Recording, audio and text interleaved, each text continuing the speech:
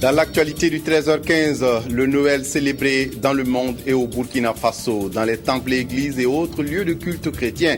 Les fidèles se sont retrouvés pour commémorer la nativité. Les échos dans ce journal. Et puis Noël dans le monde, c'est le premier Noël pour le pape François qui a encore insisté sur la solidarité avec les plus démunis. Mesdames, Messieurs, bonjour et ravi de vous retrouver. Noël ce 25 décembre est célébré à Ouagadougou où dans la soirée du 24 décembre, les fidèles ont communié en toute fraternité pour la paix et la justice dans le monde. La nativité est donc vécue dans l'allégresse et la joie par les fidèles catholiques de la capitale. Siri Yelemou et Ramatou Zida.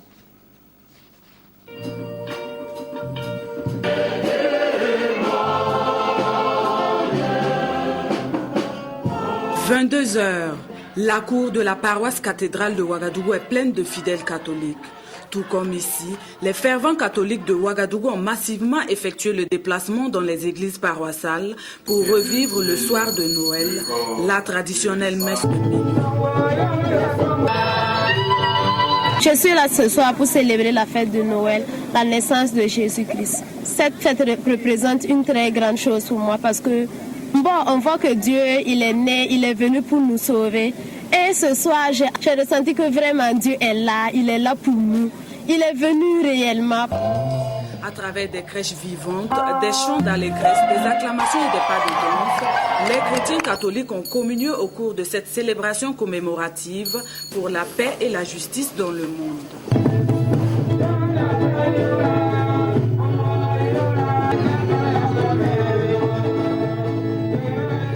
Notre monde marche souvent dans les ténèbres, dans le mal, dans le péché, dans la haine. Jésus est venu pour nous libérer, pour nous sauver de tout cela, pour que nous puissions nous regarder comme des frères et des sœurs qui s'aiment, qui s'entraident, qui vivent ensemble dans la tolérance, dans la réconciliation, dans la justice et dans la paix. Nous lançons cet appel à tous nos frères et sœurs, à qui nous souhaitons joyeuse, sainte et heureuse fête de Noël. Avant de procéder à la bénédiction finale, le Père évêque a recommandé aux fidèles la prudence et la modération afin que l'année prochaine, ils se retrouvent tous ensemble pour revivre la nativité.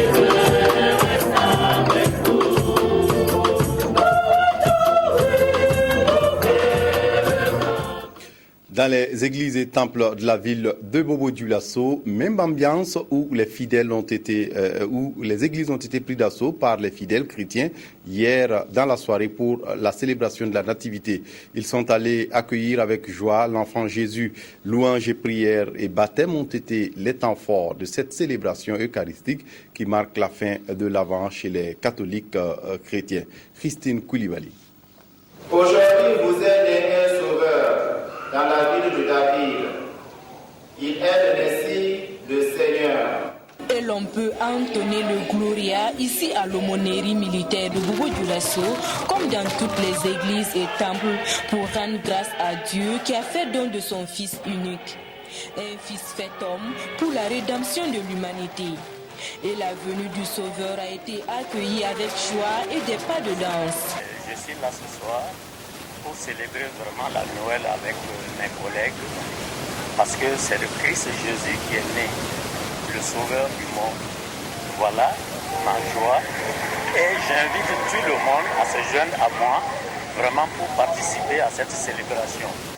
Nous sommes réunis pour commémorer la naissance de notre Seigneur Jésus-Christ qui est venu dans ce monde pour nous faire pardonner nos péchés. Je suis venue pour l'enfant qui est né ce soir, pour le Christ celui qui vient sauver tout le monde, celui qui vient libérer ceux du Mali de la guerre et tout le monde entier. À l'image de Jésus de Nazareth venu établir une passerelle entre Dieu et les hommes, les prédications du jour ont tous appelé à l'esprit du sacrifice, du pardon et du partage. Nous avons donné un enseignement sur la venue du Sauveur en tant que l'unique Sauveur et la provenance de la paix sur la terre.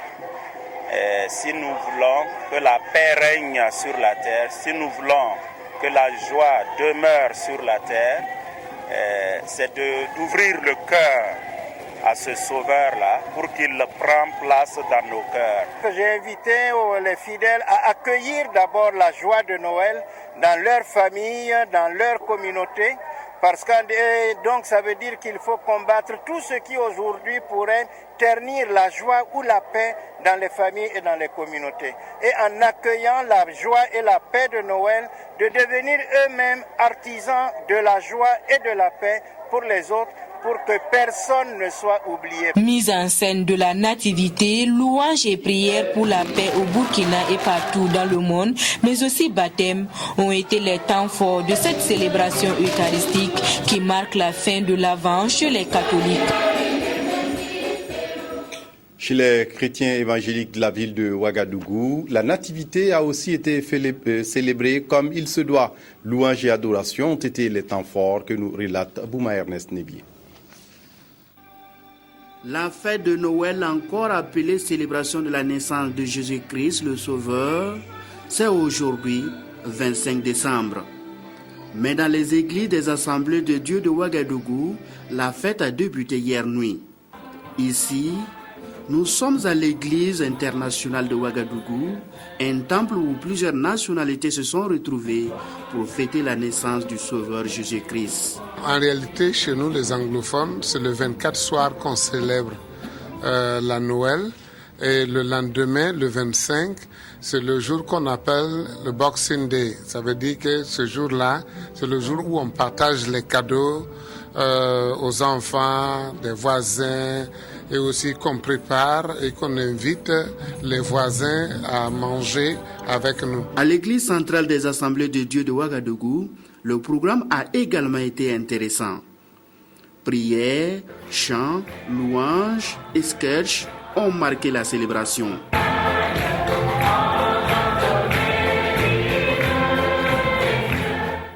Je viens ici pour fêter la Noël et la naissance du Sauveur. J'ai dansé le ballet, un ballet. En ce jour de rappel, le monde entier s'associe justement pour célébrer cet anniversaire-là. Il a fallu qu'il vienne justement pour que nous ayons la vie éternelle.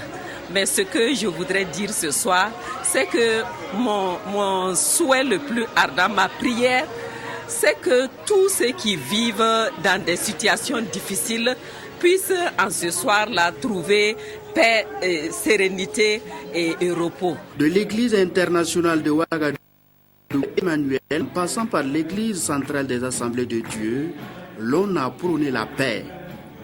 Paix pour le Burkina, paix pour l'Afrique, paix pour l'humanité tout entière. Ma prière pour notre pays, c'est que le Seigneur nous accorde sa paix. Qu'en célébrant Noël, que la paix du Seigneur couvre notre pays, que le pays continue de connaître la stabilité que nous avons jusqu'à présent. La paix que Jésus-Christ donne, c'est lui-même qui prêche cette paix. Et si on reçoit la paix que je donne, c'est la paix entre nous-mêmes. C'est-à-dire, je dois me réconcilier avec moi-même, avoir un cœur et une conscience sans remords, un cœur pur. Noël n'est pas seulement une fête des enfants comme le pensent certains. C'est la fête de toute l'humanité, a dit le pasteur Samuel Yamiogo. C'est une occasion de communion et de partage. À Ouagadougou, l'ambiance de la fête dans les rues de la capitale ce matin du 25 décembre. On note une forte présence des forces de l'ordre au grand carrefour de la ville. Et dans les familles, la joie de vivre le Noël est marquée par les repas qu'on partage avec les autres, surtout avec les plus démunis. Abdourahmane Zongo. Commerces et boutiques pour la plupart sont fermés. La circulation, elle, est au strict minimum. C'est ce qui s'offre en cette matinée du 25 décembre 2013, jour de Noël. La fête n'est pas encore très perceptible à ces endroits. Normal, car en ce moment, ce sont plutôt les domiciles et lieux de culte qui restent surtout les espaces privilégiés. Néanmoins, les forces de sécurité, elles, sont présentes et agissantes sur certains carrefours. Dans quelques heures, elles devront mettre les bouchées doubles pour réglementer le trafic qui connaîtra forcément un pic à partir de l'après-midi. Autre lieu, autre réalité. Les clients s'observent à certains rares points de vente où poissons, poulets, haricots, pommes de terre, sapins et autres cadeaux cherchent encore preneurs. Faisons un détour à domicile comme ici au quartier Paspanga. L'ambiance festive est plus palpable. L'ambiance, elle est toute bonne comme vous le constatez. Voilà, on frit de gauche à droite, donc comme c'est le matin, voilà, on attend de voir. On souhaite joyeux Noël à tout le monde, à tous les enfants d'ailleurs. Quelques ingrédients, notamment des petits plats, sont progressivement mis dans les grands pour réussir la fête de la Nativité, célébrée ce jour à travers le monde entier. Aujourd'hui c'est Noël, je suis content parce que c'est la venue du Sauveur. Et je souhaite joyeux Noël à tous les enfants du monde. Noël à tout le monde. Et dans le monde, c'est le premier Noël au Vatican pour le pape François qui a encore insisté sur la solidarité avec les plus démunis. Autre actualité dans ce journal, l'ouverture d'une unité de CRS dans le nord de la ville de Ouagadougou. Une unité dotée d'environ 1000 hommes pour préserver la sécurité et protéger les populations. Sié Sylvestre Da. Des mains du commandant du groupement central des compagnies républicaines de sécurité CRS, le nouveau et premier commandant de la CRS Ouaga Nord reçoit le drapeau, symbole de commandement sous le regard du ministre de l'administration territoriale de la sécurité. L'officier Geswende Bernard Ouedraogo est ainsi chargé de conduire les missions régaliennes de protection des personnes et des biens et de maintien de l'ordre public assignées à son unité. Les toutes premières actions que nous tentons mener, c'est de sécuriser d'ores et déjà la zone, en développant les patrouilles nocturnes bien sûr et pourquoi pas la journalière aussi. L'installation du commandant Bernard Ouedraogo coïncide avec l'ouverture de la CRS Ouaga Nord dans des locaux flambant neufs. L'unité située dans l'arrondissement 3, issue du démantèlement de l'arrondissement de Signonguin, comprend un poste de police, un bâtiment administratif, des dortoirs, une infirmerie, des moyens logistiques et une centaine d'agents. Pour les ministres chargés de la sécurité, la création de la CRS Ouaga Nord est une réponse à un vide sécuritaire, mais aussi participe de la volonté du gouvernement de rapprocher les forces de sécurité des populations. Remarquez que les endroits où il y a le plus d'attaques, où il y a le plus de criminalité, c'est les endroits où il n'y a pas suffisamment de sécurité, où les agents de police ou de gendarmerie sont les plus éloignés possibles. Il faut donc constamment se mettre, revoir notre maillage sécuritaire pour être au plus proche des populations. Le gouvernement veut une police citoyenne. La CRS est ici pour protéger les libertés et non les entraver.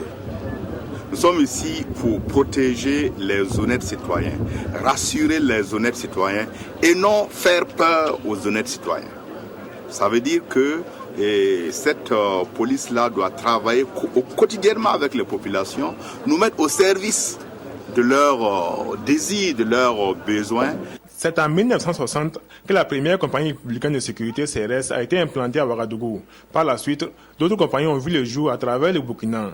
Aujourd'hui, c'est au tour de Ouaga Nord, signe que la politique de déconcentration suit son cours. Au département de l'agriculture et de la sécurité alimentaire, le souci de veiller sur les agents bientôt à la retraite préoccupe les premiers responsables. La caisse autonome des retraités est allée à la rencontre de ces futurs retraités.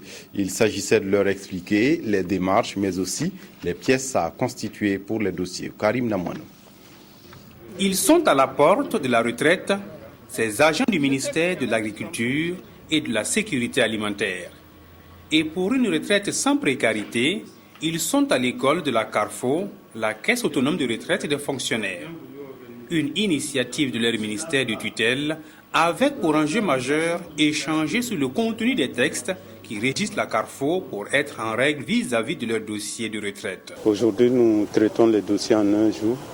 Nous ne voulons plus que lorsqu'un retraité arrive à notre niveau, qu'on lui dise qu'il y a tel dossier qui manque.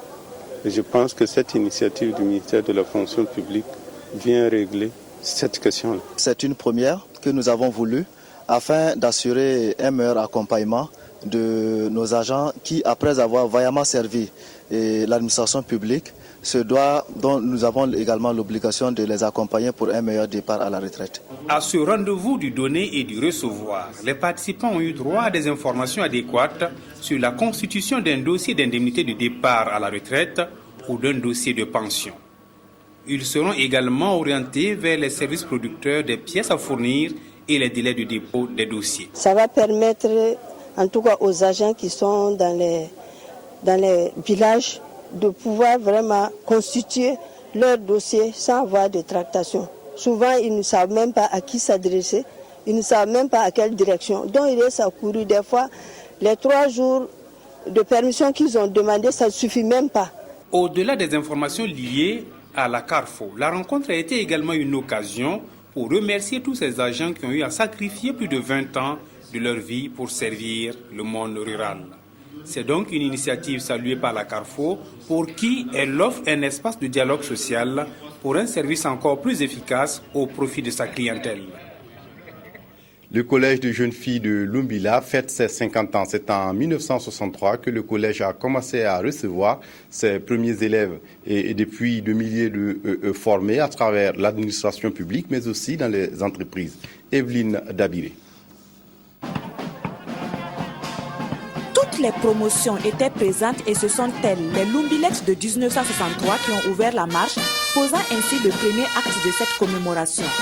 Un défilé qui a vu passer toutes les promotions d'élèves et du corps pédagogique. Puis des prières, des louanges et adorations pour magnifier l'œuvre divine et implorer sa bénédiction ont ponctué les différentes interventions. Des interventions qui traduisent une joie manifeste et un satisfecit général. Merci Seigneur. Surtout quand je vois qu'il y a les grands-mères, la mère et la fille qui sont là aujourd'hui, qui sortent de ce collège-là, je suis étonné. Et pourtant, c'est vrai. La qualité de l'enseignement du collège et ses résultats élogieux ont fait naître le projet d'un second cycle, projet auquel le ministre des Enseignements adhère. Le pasteur Samuel a indiqué, même dans le programme de manifestation, qu'il prévoyait poser la première pierre donc, du second cycle, donc, du côté du second cycle. Alors le ministère des Enseignements prend l'engagement de poser aussi une pierre pour un bâtiment de 4 classes qui va accompagner l'effort de l'établissement. Et en 2014, la construction va commencer. Cette commémoration est aussi un moment de retrouvailles. Le collège, qui a vu passer environ 2850 élèves depuis sa création, a formé des femmes de différentes couches socio-professionnelles et certaines se souviennent. C'est ici qu'on a su apprendre à vivre ensemble, à partager, à se secourir en cas de besoin et surtout à être propre. C'était un peu le credo de nos surveillantes. C'est aussi le moment de retrouver toutes les amies avec lesquelles nous avons partagé ces beaux moments, contre lesquels nous avons compéti aussi en classe, parce que comme c'est un collège de jeunes filles seulement, il y a une grande compétition au niveau des classes entre filles et c'est une source d'émulation. En 2012, le collège a ouvert une section d'externat mixte afin de répondre à un besoin de scolarisation. Ce collège est l'œuvre conjuguée d'hommes de Dieu. Voilà qui met fin à cette édition. Merci de l'avoir suivi. Très bonne suite de programmes sur la RTB. Au revoir.